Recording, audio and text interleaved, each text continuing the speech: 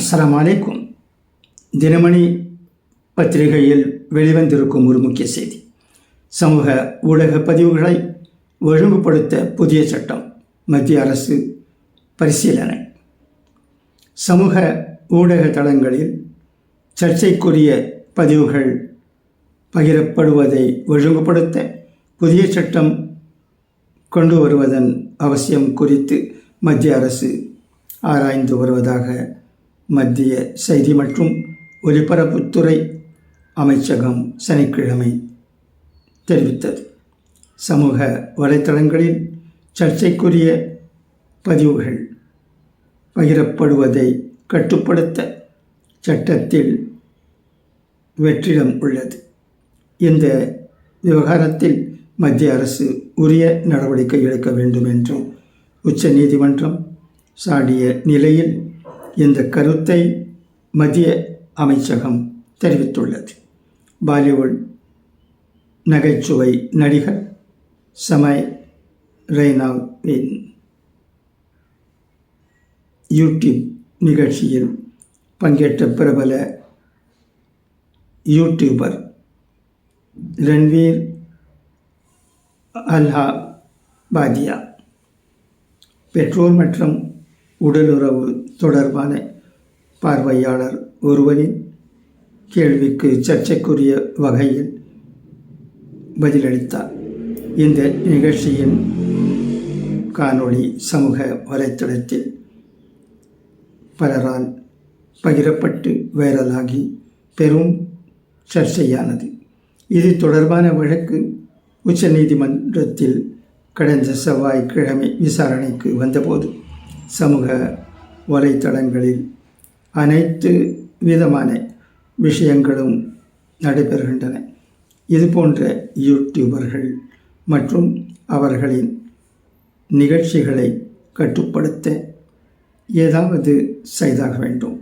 சமூக வலைத்தளங்களில் சர்ச்சைக்குரிய பதிவுகள் பகிரப்படுவதை கட்டுப்படுத்த சட்டத்தில் வெற்றிடம் உள்ளது. இந்த விவகாரத்தில் மத்திய அரசு உரிய நடவடிக்கை எடுக்க வேண்டும்.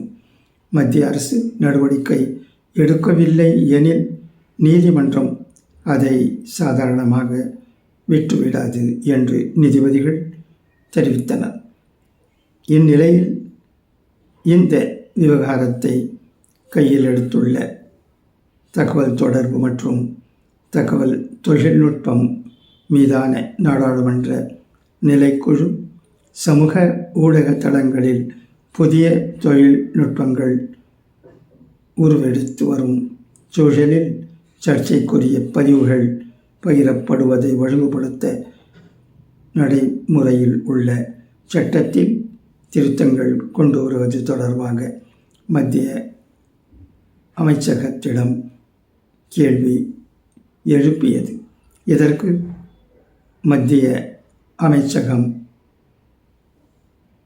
எழுத்துப்பூர்வமாக சனிக்கிழமை பதிலளித்தது. அதில் சமூக வலைத்தளங்களில் சர்ச்சைக்குரிய பதிவுகள் பகிரப்பட்டு கருத்து சுதந்திரம் தவறாக பயன்படுத்தப்படும் விவகாரத்தை மத்திய அரசு கவனத்தில் கொண்டுள்ளது.